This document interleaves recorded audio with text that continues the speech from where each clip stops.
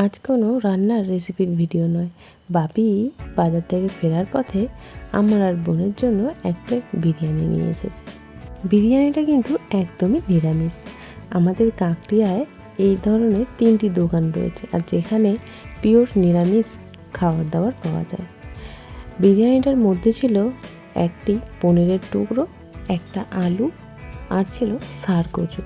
সত্যি বলতে চিকেন বিরিয়ানির তুলনায় অনেক অনেক ভালো খেতে।